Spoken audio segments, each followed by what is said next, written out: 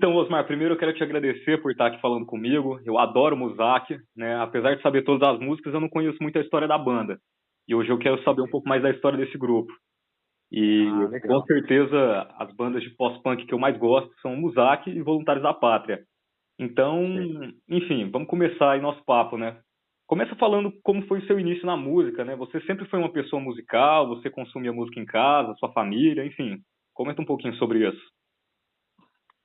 Bom, é uma longa história, mas tudo bem.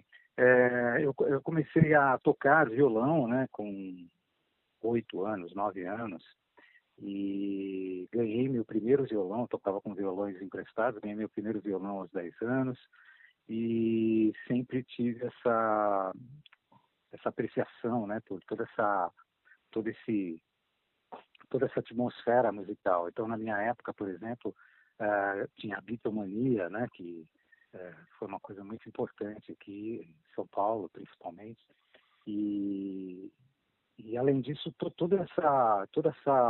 essas bandas musicais, né, dos anos 60 me influenciaram bastante, e eu comecei a colocar na cabeça que eu gostaria de ter uma banda.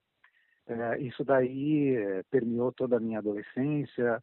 Aí depois eu tenho formação em artes plásticas, né? E paralelamente eu também estudei artes plásticas, sempre toquei violão, guitarra, instrumentos de corda, e sempre tive amizade com o guitarrista, o Nivaldo Campopiano. Nos conhecemos na escola, no ginásio, né? No segundo grau, né? E aí ele já tocava guitarra, tocava muito bem guitarra, e nós começamos a fazer jams, né?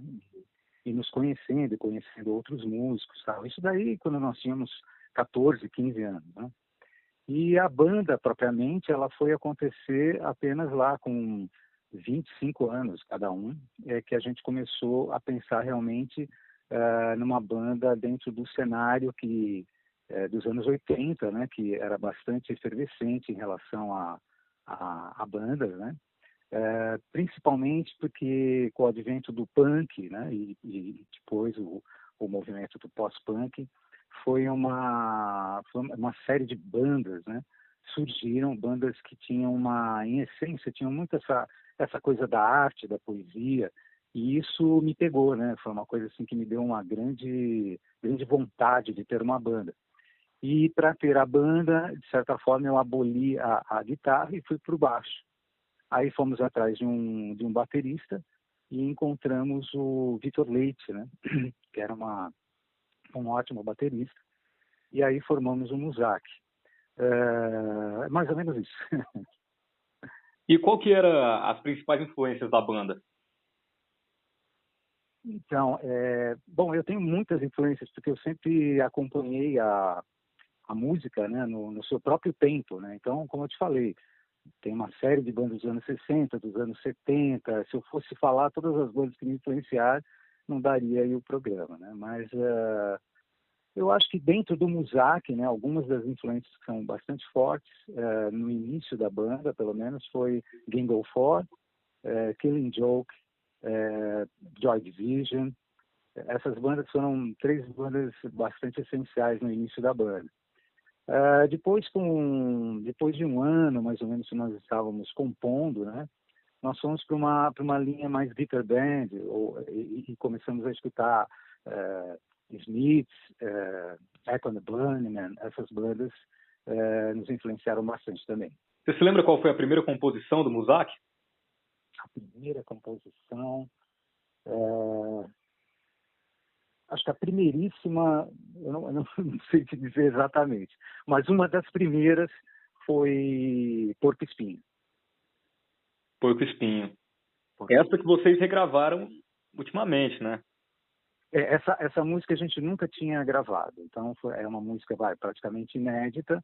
Nós tínhamos só o áudio de uns shows, né, que chegou até a ser veiculado pelo YouTube, mas ela em estúdio a gente nunca tinha gravado.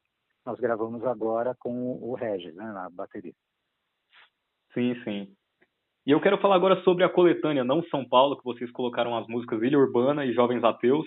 Jovens Ateus, que é Isso. uma letra do Nazi, e Ilha Urbana, que é uma música totalmente engraçada, assim, porque tem um riff totalmente dissonante, né? Enfim, fala um É. pouquinho sobre essas duas músicas. Então, essas duas músicas também fazem parte desse primeiro lote de composições, né, da banda. E tanto Ilha Urbana quanto Jovens Ateus ainda ela tem um quê melódico, né? Sim, sim.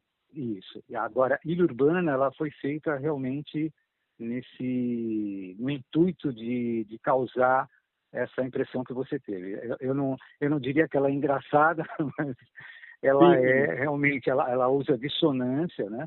E, Claro. de certa forma, a gente inaugurou, assim, meio uma coisa, pelo menos na época, era uma coisa meio industrial, né? Era meio metal, mas tudo isso era uma grande influência do Killing Joke e de algumas coisas que a gente estava escutando na época, né? Então, o Luiz Calanca, né, nos chamou para fazer parte dessa coletânea, porque a gente já estava fazendo shows, né, em São Paulo, e ele já tinha visto alguns shows, o pessoal estava comentando e tal, então ele nos convidou para fazer essa coletânea. É só um adendo aqui, eu falei engraçado porque na época rolava muito New Wave, música mais pop, e de repente chega um Muzak com esse riff que é, É. choca com a música, né? Mas realmente não tem nada de engraçado na música. Então, Eu adoro essa saiu música. inclusive uma crítica, né, na revista Spin, que é americana, canadense, né? Inclusive essa Spin, ela tem na capa o Prince, né? E na época eles comentaram sobre essa coletânea, né? E na hora de comentar sobre o Muzak, eles acharam que a guitarra era um teclado, entendeu? Então, pra você ter uma ideia, Olha aí. e eles não tinham assim uma ideia de como como ela tinha sido composta, né? A gente não usava teclado, a gente era um trio, né? Uhum. Guitarra, baixo e bateria.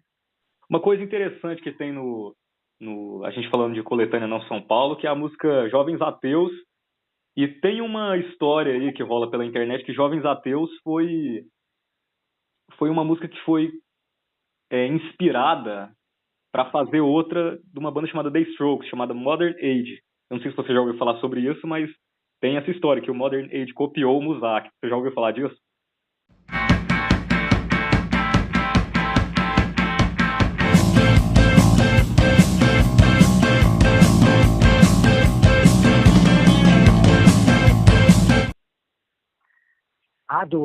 Do Strokes, né? Você tá Isso, porque falando? o baterista da banda é Sim, brasileiro, sim. né?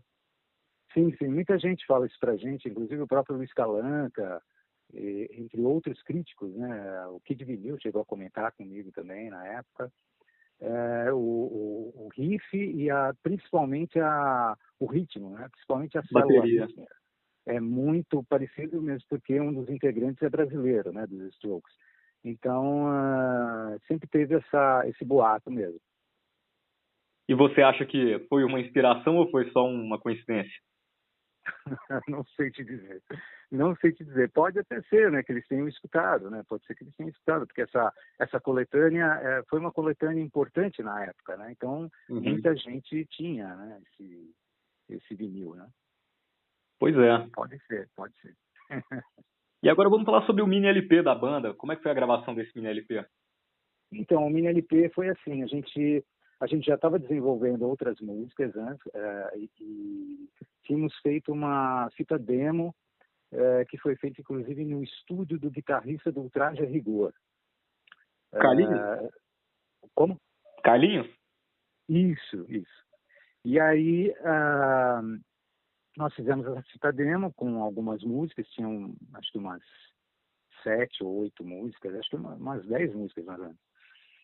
E nós continuávamos fazendo shows, tal, tínhamos já gravado a coletânea, né, do Não São Paulo, com o Luiz Calanca, e estávamos fazendo shows. E um dos shows foi, a gente tinha acabado de sair de um show do Rose Bombom, e na saída do show a gente foi abordado pelo Kiko Zambianchi. E o Kiko Zambianchi tinha gostado, né, da banda e falou, nos convidou, falou assim, pô, será que vocês teriam aí uma fita demo?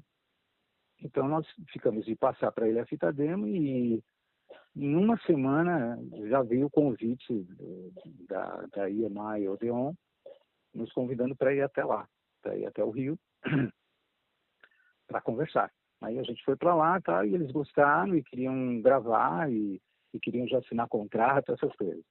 E foi assim que aconteceu, né, essa parceria aí com a EMI Odeon. Foi uma coisa que é surpreendente, né? Nós éramos uma banda indie, né? Uma banda alternativa, uma banda underground, né? Como queira, né? E fazíamos parte desse circuito. E aí apareceu isso daí, a gente falou, pô, é interessante, né? Vamos ver se a coisa realmente é legal. E fomos para o Rio e começamos a gravar em dezembro, né, de 85, né? Começamos a gravar o Mini LP. O Mini LP, é claro, ele foi escolhidas as músicas, né? Então músicas mais pesadas, que nós tínhamos, sempre tivemos essa mescla, né, de músicas mais mais leves e músicas mais pesadas, né? É uma característica. A música de trabalho foi longe demais, né? Sim, foi longe demais. Escolhida inclusive pela própria EMI Odeon, né? Na verdade, Onde Estou, até hoje eu penso que seria uma música mais adequada, né, para a época e para rádios e tudo mais, mas no final foi escolhido Longe Demais. A música Longe Demais sempre foi a minha favorita, só que depois que eu passei a ouvir bastante Muzak, a música Onde Estou virou a minha favorita. E tem uma coisa interessante que você toca em corda aberta, né? Dá pra tocar a música toda com corda aberta. De onde que você tirou essa ideia pra linha de baixo?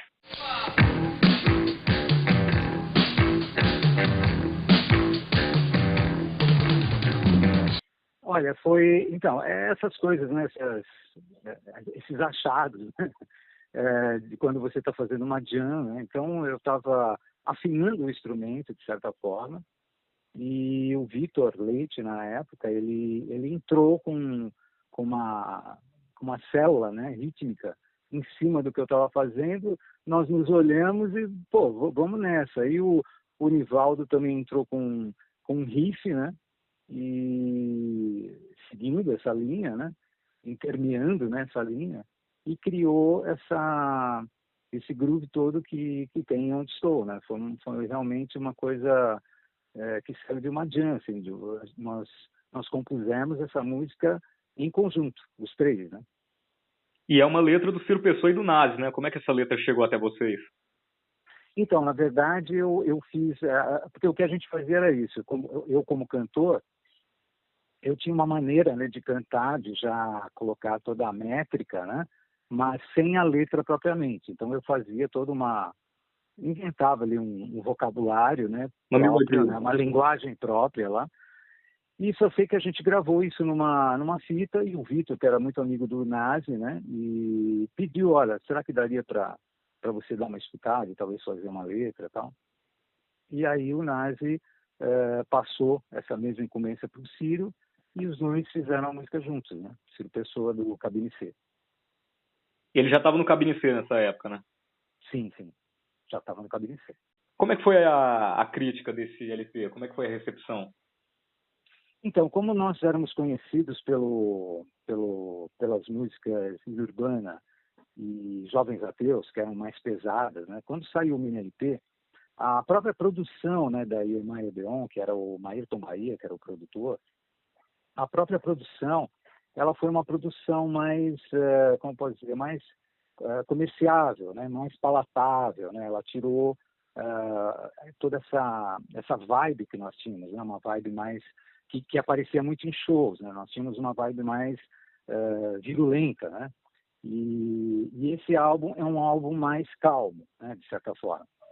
Então, a crítica, de certa forma, fez bem um comparativo entre como nós começamos, né, com aquelas músicas, e esse Mini LP, que era um Mini LP mais calmo, mais leve, mais melódico, né, mais baladas, né, e tudo mais. Mas, desde o princípio, a EMI Odeon queria realmente um mini álbum, né, que fosse radiofônico, né, que fosse vinculado em rádios, né, que era o mote da época. Você fazia músicas para isso, né? A não ser quando você tinha realmente, como nós, que começamos no circuito underground e gravamos um álbum independente. Então, esses álbuns independentes não tinham nenhum vínculo em tocar em rádio e tudo mais. Aí depois vieram as rádios rock, mas isso já é uma outra história, né? Mas na época todo mundo queria fazer, as gravadoras, né, queriam fazer sons radiofônicos, que tocassem em rádio, que vendessem, né, depois, né? E como é que foi para o Muzak, sendo uma banda underground, indie, como você mesmo falou, de repente está tocando no Perdidos da Noite, no Raul Gil? Como é que foi essa mudança de público? De repente no underground e vocês tocando em playback, às vezes, ou em programa de auditório. Então, isso fazia parte do esquema da própria Ema e Odeon, né? Então, você tinha, já que você tinha entrado, né, nesse esquema, né, você tinha que fazer toda essa parte. Então, não era só isso, a gente ia em rádios, a gente ia para o interior, íamos para outros estados, tudo mais. Começou a rolar tudo isso daí. A gente conversava, mas foi uma coisa muito rápida, né? Foi um tufão, assim, né? Começou a ter uma coisa sequencial à outra, né? E nessa época eu também trabalhava numa multinacional, e aí eu tive que deixar o emprego, e aí o Maildão falando, não, vocês aqui vão gravar durante 5 anos aqui, fizeram um contrato de 5 anos, não sei quantos álbuns, um álbum por ano, sabe essas coisas. Uhum. E a gente meio que ficou um pouco iludido, né, com tudo isso. Falou, pô, legal, né, a gente pode viver de música, né? Quem que não quer viver de música, né? Principalmente na época. A época foi um dos booms, né, de musicais, né, no Brasil, né? Todo mundo tinha vários lugares para tocar, o pessoal saía para ver shows. Hoje você percebe que hoje é bastante diferente. Mas tivemos que entrar no esquema, como você falou, né? A gente teve que se adaptar a isso, né? Mesmo porque tudo isso gerava shows, gerava público, né? E tivemos que fazer isso. Tinha muitas bandas na época que tinham um som mais sério, que é a mesma coisa do Muzak, vocês têm músicas muito sérias, e eram contra essa coisa do playback, de se apresentar em playback. Vocês tinham isso ou não? Vocês aceitaram tranquilo? Tranquilo, nós não aceitamos. Como eu te falei, isso fazia parte realmente do esquema de entrar numa grande gravadora. Isso fazia parte. Você não podia, de repente, ir contra isso, porque, de certa forma, você estava dando um tiro no pé, né? Você realmente não ia acontecer nada com você, né? Então, nós tivemos que assumir isso. A gente teria que fazer isso daí. E teve uma troca de bateristas, né? Do Vitor Leite para o Regis Tadeu. Como é que foi essa troca? Então, na verdade, o Regis, na verdade, o Vitor Leite foi logo depois da nossa, porque nós lançamos o álbum, gravamos em 85, no final de 85, o álbum foi sair só em junho de 86, aí, tipo em agosto, eu não sei se foi agosto ou setembro, veio a rescisão do contrato da EMI Odeon, porque nós fomos lá exigir um pouco mais de publicidade e tudo mais, que eles não faziam nada, né, pela gente, e a gente foi lá para tentar exigir um pouquinho mais, né, de apreço deles, né, e eles falaram, não, tudo bem, a gente vai fazer, tal, tá acertado, a gente vai começar a fazer e tal. Em uma semana eles mandaram o contrato de rescisão da banda, e logo depois, um mês e meio depois, o Vitor saiu. Houve alguns desentendimentos, né? E o Vitor saiu da banda. Aí nós estávamos procurando um baterista e tal, e conseguimos achar o Regis, né? Que fazia parte de uma outra banda, do NES, né? E ele veio tocar com a gente. Como é que foi essa mudança de som? Você acha que o Regis é muito diferente da pegada do Vitor? Sim, eles são bateristas completamente diferentes. O Vitor, ele tinha uma outra concepção, né, de bateria. Na verdade, o Regis, ele se adaptou bastante, porque o Regis ouvia bastante Muzak, foi em vários shows do Muzak antes de entrar, então ele se adaptou bem, né? Mas o Regis, ele tem um estilo, né, diferente, um estilo mais minimalista de tocar bateria, que, de certa forma, teve tudo a ver, na época, com o que a gente estava fazendo. E como é que foi o fim do Muzak? O fim? Isso. Bom, o Muzak não acabou, né? Ele tá... Assim, nos anos 80. Você diz esse hiato, né? Isso. Essa pausa Tá. longa. Então, na verdade, a gente passou por vários perrengues, assim, né? A gente continuou com a banda durante todo o ano de 86, entramos em 87, nós ainda tínhamos shows, né, para fazer, tudo mais. Tivemos uma empresária, que era empresária do Fausto Silva, né? A Lucimara Parisi, né? Ela tinha uma empresa e ela se propôs a ser a nossa empresária, né? Através do filho dela, né? Que tocava a empresa, né? Ia com a gente nos shows e tudo mais. De certa forma, naquela época, a gente já não tinha só empresário há algum tempo, então tem sempre aquelas coisas, né? A gente ia tocar em algum lugar, tomamos muito calotes, essas coisas. E com a empresa da Lucimara Paris, isso começou a não acontecer mais. Foi uma coisa legal para a gente. A gente se sentiu assim um pouco mais com uma, como se fala, com uma coordenação mais profissional, assim, nos sentimos um pouco mais tranquilos, né, com ela. E aí isso foi durante todo o ano de 86 e começamos a própria Lucimara Paris fez a produção, né, executiva de um novo álbum, né? A gente estava fazendo um novo álbum que inclusive várias músicas desse álbum que a gente gravou em 1986 no estúdio Transamérica saiu nesse EP que nós lançamos o ano passado, né? Então são músicas gravadas na época, em 1986 e 87. E então estávamos tentando um novo contrato com gravadoras e tínhamos já um material novo.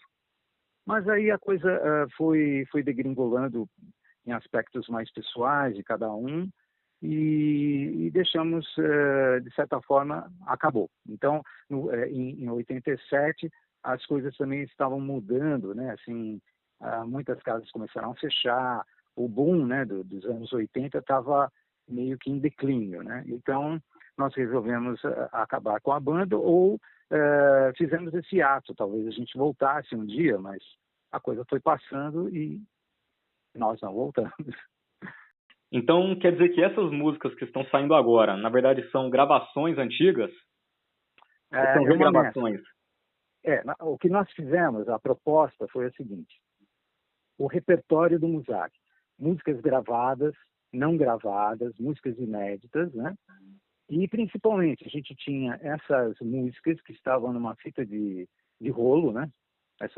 Esse EP, né? Que estavam numa fita de rolo, que foi gravado em 86 e 87, e que nunca tinham sido divulgadas, né? Nunca tinham sido lançadas, né?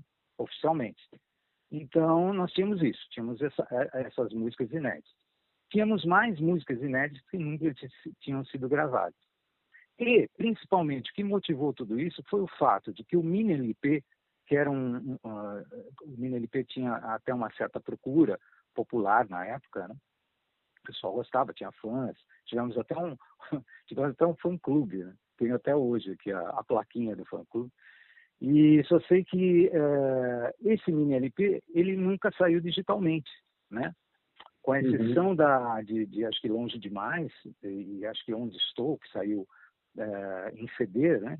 Mas o resto do Mini LP nunca saiu digitalmente e também não havia nada em termos de plataformas de streaming, né? E a gente viu isso e falou, poxa vida, né? Eu gostaria de que pelo menos tivessem plataforma de streaming, né? Que virasse tudo isso digital. Isso foi o grande mote. Aí a gente foi atrás para tentar ver se a gente conseguia, né, o direito das músicas e tudo mais, e tivemos uma série de problemas com relação a isso. Porque agora a EMI Odeon já era Sony, né? Então já mudou, né? Mudou para onde foram essas músicas. Essas músicas, na verdade, o que eu acredito, né? Não, pode ser que não, mas eu acredito que não existe mais as masters, né, dessas músicas, né? Então, tudo isso foi um motivo para a gente falar, pô, vamos fazer então um apanhado de tudo que nós fizemos, né?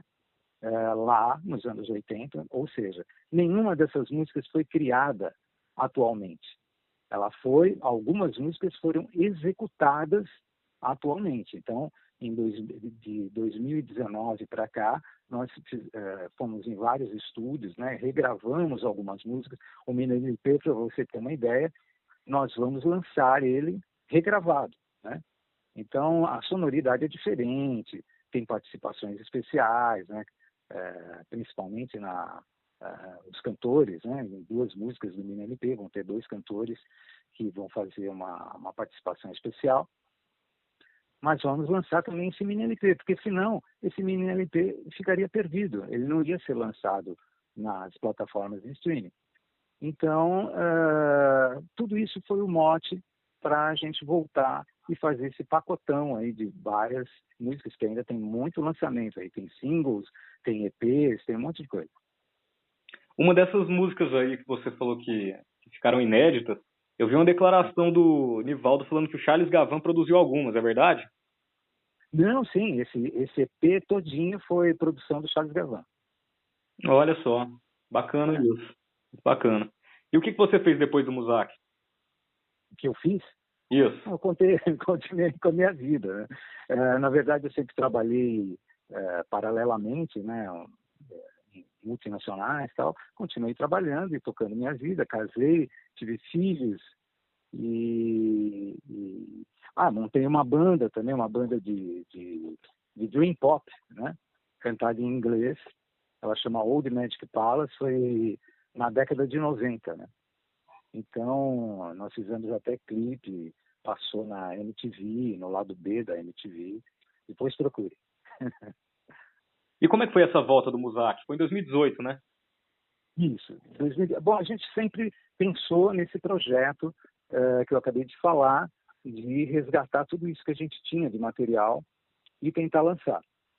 Mas aí, em 2018, um produtor, né, entrou em contato com a gente dizendo que gostaria de produzir isso, né? Então foi um incentivo para que a gente começasse a fazer a coisa. E durante um ano ele produziu ensaios e horas de estúdio e tudo mais. Então nós demos o pontapé inicial. Depois veio a pandemia, né, e tudo parou. Aí nós tivemos um passo mais, né, de tartaruga, né, mas fomos mixando, masterizando as músicas, e agora, o ano passado, a gente começou a lançar. Uma coisa que eu achei muito interessante nessas regravações de músicas antigas é a questão do timbre, da sua voz, porque a sua voz continua a mesma e eu sinto que vocês buscaram aquele som dos anos 80, sabe? Eu acho um timbre muito familiar com o que era o Muzak antigamente. Vocês procuravam isso? Vocês prezaram por esses timbres ou não? Nós não quisemos, assim, mudar extremamente, né? Fazer novos arranjos extremos, assim, em cada música, né? Então, só para você entender, por exemplo, Porco Espinho foi gravado agora, né? Nos anos 2018, foi gravado em 2020, né? Desculpe, em acho que 2019, 2021, assim. Então, tivemos Porco Espinho, que era uma gravação nova, tivemos Vidas Imortais, é uma gravação nova, uma execução, né, dessa música atualmente. Mas aí já vem O Que Esperar, que O Que Esperar já é uma gravação lá de 1987, entendeu? Uhum. Não mudou nada, entendeu? Foi só masterizada, entendeu? E aí depois vem o EP também, todo ele em 1987, só foi masterizado. Não dava, a gente não tinha as tracks separadas, entendeu? A gente tinha só LR, né? A gente tinha 10 canais só. Então não deu para fazer muita coisa. E mesmo a qualidade, né, da gravação, então nós fizemos questão, né, de avisar, olha, a qualidade da gravação não é aquelas coisas, porque foi a LR e foi uma gravação feita em 1987, tá? Aí depois nós temos aí a Ilha Urbana, que a gente acabou de lançar, agora foi o último lançamento, o último single. Essa daí a gente refez, né? Então a gente fez um novo arranjo e também fizemos uma nova execução, uma nova gravação. assim como